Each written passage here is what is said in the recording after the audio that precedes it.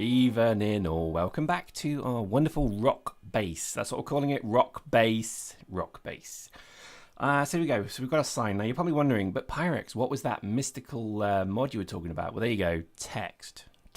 I know, simple, but when you see it, it makes sense, and it's just amazing. Rock, texts, numbers, the lot, exclamation marks. Now you're probably thinking the best thing to do is just write bollocks. Yeah, well, you could. But we're going to write SquadB. And you can do it in all different kinds of colors. You can do it in pretty much anything you likes. But look at that. Isn't that wonderful? I love it. And it's such a simple addition. It really is. And it just gives it character, doesn't it? I do like that. I'm even sat here going, yeah, nodding in approval. I like that. And I did it. So there you go. What can you say? Now, you're probably thinking that's a bit vain, isn't it? Well, yes, it is. But think about what we use this for actually later on is we number refineries with it. We number assembly plants with it. We number hangar doors with it.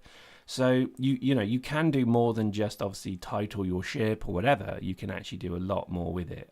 So that's the text mod. Just go to the workshop and just look for the text mod and you'll find it. It's pretty good. It's pretty simple. Not really anything more to talk about with that. It's just brilliant. So naturally we have to have our sign. This is just the identity of my stations now. I have to have my SquadB logo. And I think there's something very reassuring about it when you see it. So let's talk rotors, actually. Rotors are another thing that I think I've really mastered now. And you'll see later on, because one of the things that I wanted to try and avoid with this particular asteroid base is I wanted it to be sustainable. There you go. I want it to be green. I've got my sandals on. I've got my hippie locks flowing. And I'm listening to Marillion. If you have no idea who Marillion is, nope, nor do I. I just know hippies used to love it. They loved it more than they loved hemp. And I think this is something I reckon I'm interested to make the base less reliant on uranium, if that makes sense, because uranium is obviously very plentiful in these maps. I mean, seriously, it's plentiful everywhere, has it? But I kind of want it to be a bit more sustainable. So what I try and do is build massive solar panels. Now, these solar panels, when I build them, look at that, isn't that awesome? I wanted to have complete and total reliance that I could just use the sun. Now, it kind of works, it kind of doesn't as well, and you'll see what I mean. So basically, it doesn't quite go to plan, but you'll see.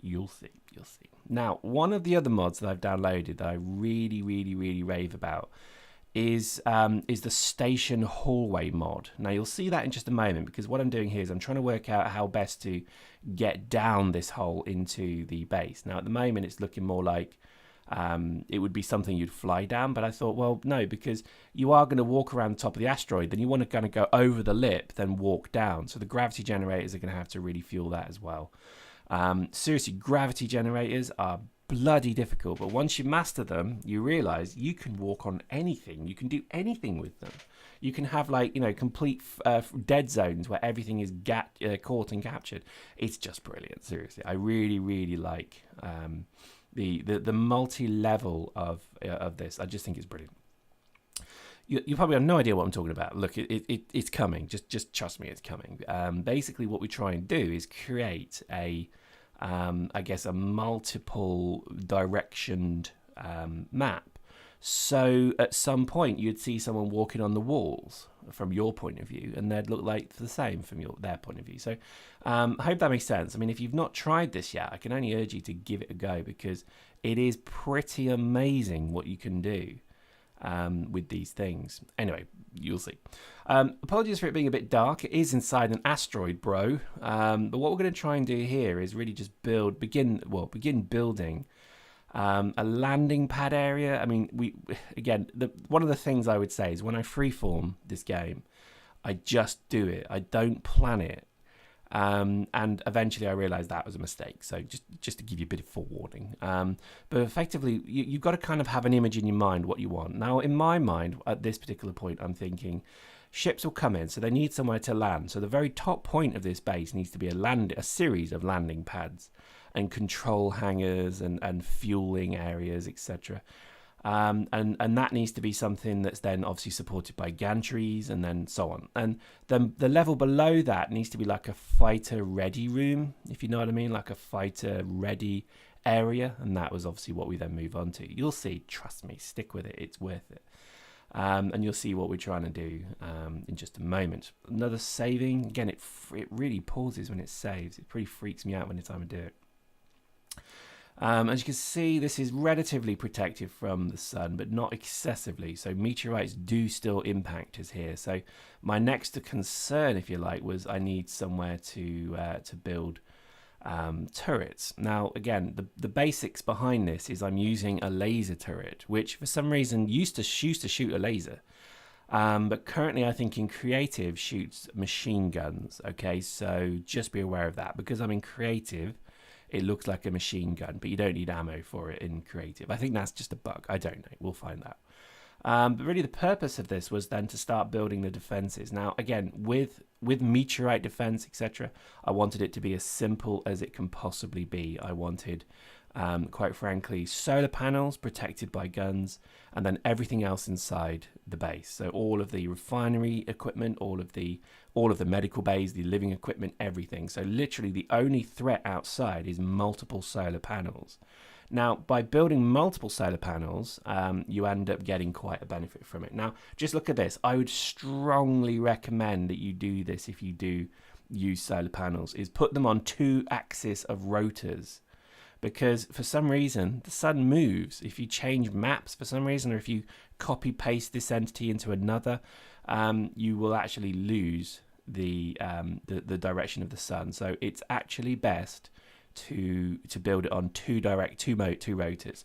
One is basically on the horizontal plane, and that can do obviously, you know, a 360 like a clock on the horizontal plane, and the other is on the on the vertical plane, so this can then tilt back and forward. So by doing so, you have a full range of motion by doing that. Hopefully that makes sense, because it's really important that you get that right. Most people, they build their solar panels and they don't then optimize them to be completely pointing at the sun, so therefore they're almost useless. They are absolutely useless. And literally that's it. All I've done now is build what I would consider to be the optimum, I guess, you know, configuration for solar panels. You probably want to use heavy armor blocks. I've used light because I was an idiot and I rushed it. But I reckon the best thing you can do is actually use heavy armor blocks just to be sure. Now, don't overload them. Don't think that you can just put 100 solar panels on this single rotor. It will shake the rotor to death and kill it, and then you know, flames and terrible things will happen and kittens will die. So don't do it. Try to avoid that entirely. So an interesting little bug there. Every time you try and type a name, it seems to spaz out. I don't know if anyone's noticed that, but anyway, you'll see. So we've got our rotor there, so we're just calling that SquadB sign, so we know not to mess with it. And we know that for this case, rotor 2 is the one on the ground. That's the first rotor. For some reason, it's actually the other way around, but because it's white, the text is white. We know that rotor 0, you know, rotor nothing is orange. Therefore, that's linked to it. Does that make sense? I hope everyone's understanding that as well. And then all you do is I just literally set the upper and lower limit to begin with. Don't touch velocity. Do not touch it. Just leave it alone until you're ready to do it. So just set, and you can see your current angle. Just set your current angle and your lower and upper limit to be just around it, so you don't shake the thing to craziness. Does that make sense? So if it's current angle 270 plus 270, just set it at 265 and 275, so that when you start moving it, it won't go any further than that. Does that make sense? Because the amount of times I've not done that and I've just started wildly, you know, flying it around, and lo and behold, the thing's almost ended up being shaken to pieces. So there we go. You can see we've now got roughly the right angle. And if we just reverse that, we'll see, look, there we go, it's starting to move. So I've already moving that the wrong way, so I need to reverse that. But I know that when I reverse it, so let me find it. This is the only issue with it, is finding it every time. I know that -9 is not right, so I think +30 is about right. So when I hit reverse now, what it will do, and I'm going to move it a little bit faster. When I hit reverse now, you'll see it now moves completely to the right area. See that's now going 4 points on the solar panels. Perfect. And now I am going to tilt it back, because just because it says 4 doesn't mean you've got maximum. So I can still see that's not quite aligned yet, but we'll come back to that another time.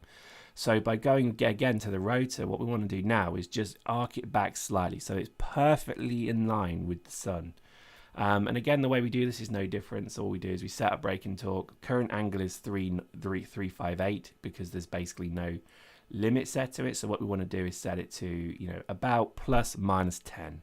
And in this case, I think we end up going back maybe, I don't know, maybe a bit more. But in fact, I just want to make sure it's not going too far. There we go.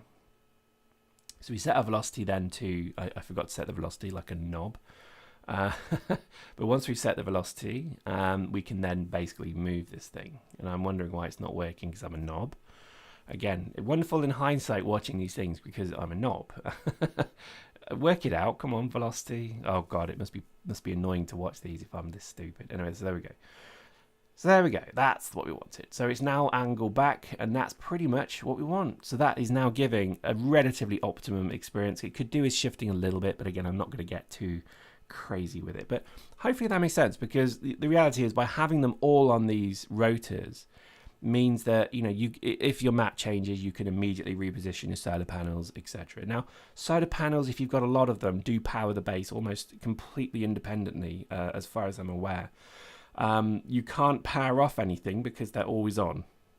Okay, so just be aware of that. I've not actually able to power off this base now because those solar arrays will constantly provide power to the machines. So just be aware of that.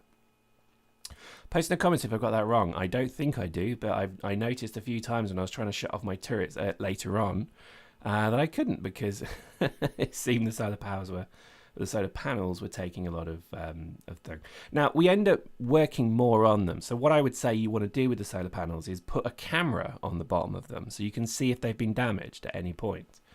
In fact, cameras probably become one of the most used thing we will use with this base moving forward, because every time a meteor shower attacks, you don't really want to have to sit in a chair and go and look around. You actually just want to look for a camera most of the time. Because the camera will just show you if anything's damaged. So we have multiple cameras throughout the outside, but what we also do is we put cameras on the solar panels, and we also put guns on top of the solar panels just to make sure that they have a little bit of extra protection. So there we go, looking good, eh? So as we jump down, we then have obviously our beginnings of our base inside. So as you can see, this is looking a bit ramshackle. So I think what we'll do is we'll fast forward a little bit, and we'll just show you stuff that's coming up in the near future. So we'll see how that goes. But I think for the moment, you can see it's pretty much coming on. I think maybe the next video will just forward a little bit. But as you can see, I mean, this is fun. I've got to admit, this really rekindled my love for the game. You know the game's doing well when you go to bed and you kind of you're thinking about what you've just done. I mean, that's pretty good, isn't it?